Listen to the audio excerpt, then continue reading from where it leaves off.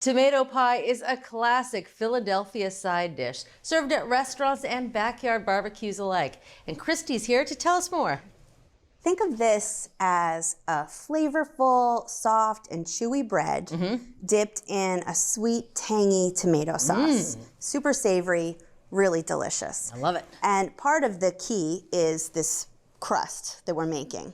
So I'm gonna start with 2.5 cups of all-purpose flour. That's 12.5 ounces. And we're gonna do all the work in the stand mixer. I also have 3/4 of a teaspoon of instant or rapid rise yeast. We're just gonna give this a little spin on medium speed to get everything incorporated for about 10 seconds.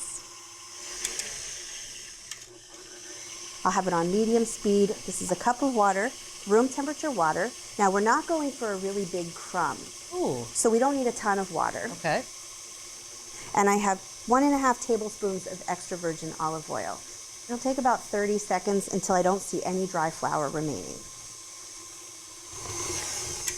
Okay, I don't see any dry flour. Looks good. Now we're just gonna give the flour and the water a chance to hang out together in a step called autolyse. And that's just gonna give the flour a chance to absorb that water. And I'm gonna cover this to keep it nice and moist in there. And we'll let it stay here for 10 minutes. Okay. All right, now that we've waited our 10 minutes. It's had a nice little nap. It has. Now we can add our salt. This is 1.5 teaspoons of salt. And you don't want to add that before the autolyse because it can get in the way of the flour absorbing all of that moisture. I'm going to let this run on medium speed for about 6 to 8 minutes until we have a nice cohesive ball that's sticky and satiny, and it clears the sides of the bowl, but it might just stick to the bottom a little bit. All right, now I have a 13 by 9 inch nonstick baking pan, and we want to use a pan rather than a glass dish because we do want to get some nice browning.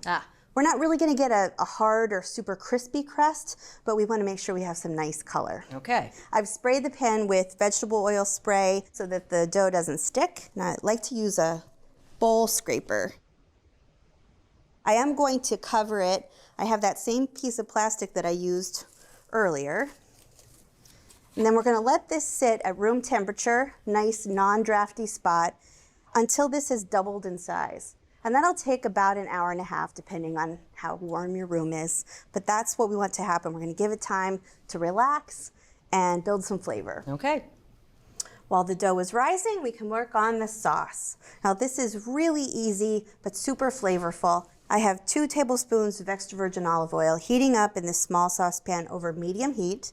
And I'm going to start to build some flavor with some chopped onion. This is 1/4 cup of finely chopped onion. Just a little. That's about 1/4 onion. And we're going to cook this until it's softened. We want to make sure those onion pieces are nice and soft and actually just starting to brown a little bit. We'll cook these 3 to 5 minutes. We're just starting to get some color on the onions, which is great. I'm going to add some garlic. This is 2 cloves of minced garlic. I'm adding 2 teaspoons of dried oregano, 1/4 teaspoon of red pepper flakes. We'll just cook this until we can start to smell it, 30 seconds. Now I'm going to add a 15-ounce can of tomato sauce. Now this sauce is also traditionally a little on the sweet side, so I have a tablespoon of sugar that I'm going to add, just to make sure that we're right on our game. So I'll bring this up to a boil. It's just about there. And then I'll turn the heat down and we'll let this simmer until we have about 1.25 cups of sauce. And that's going to take somewhere between 8 and 10 minutes. But we want to make sure that it's thick enough to be spreadable and to really give us a nice coating from edge to edge when we have our dough all ready. Makes sense. Love what you're watching? Take your cooking to the next level with our Essential membership. Get instant access to thousands of recipes, tips, techniques, product reviews, and step-by-step videos. Our members app allows you to search by ingredient, set dietary preferences, and save your favorite recipes. For those looking to level up, our newest feature, ATK Classes, offers more in-depth instruction led by ATK experts, so you can gain greater confidence in the kitchen. Start your free trial by visiting the App Store or going to americastestkitchen.com/YouTube today. Julia, the dough's been resting for 1.5 hours.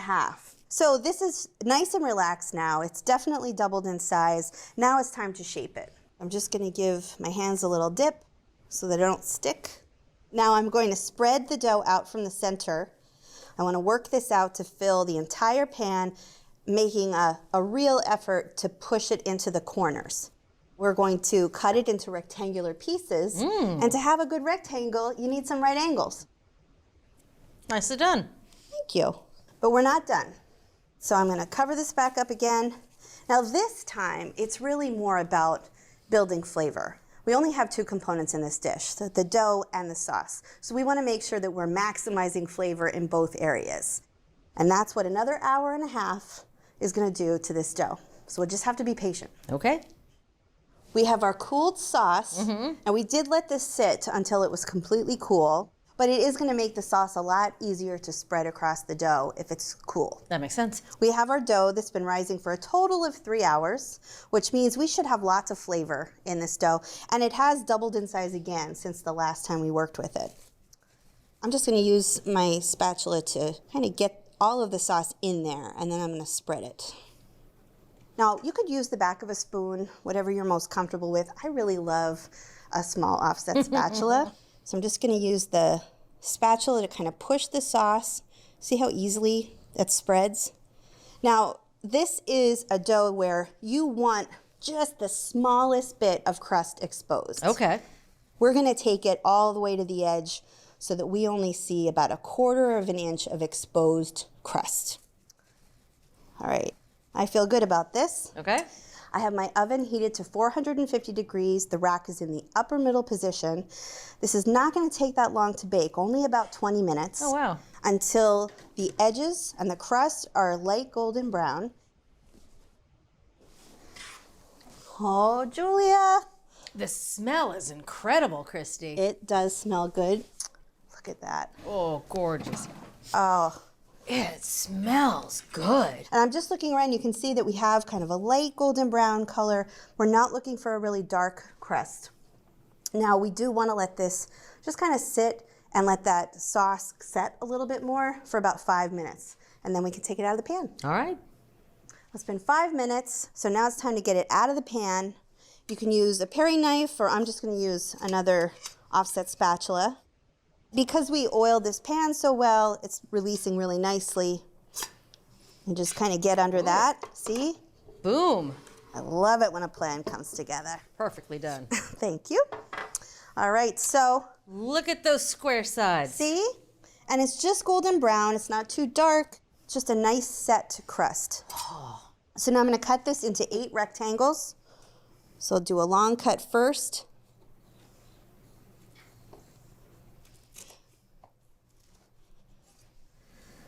Well, look at that crumb. Like you said, it's not focaccia big. It wasn't a super wet dough, but it's like a good roll. Mm-hmm. All right.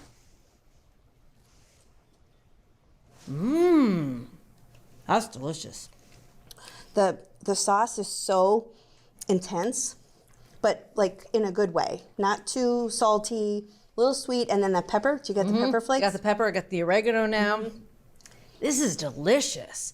It's like bread with a little extra. For full episodes of your favorite cooking shows, head over to ATK's Full Episodes channel on YouTube. You can stream complete seasons of America's Test Kitchen, Cook's Country, and more. See you there.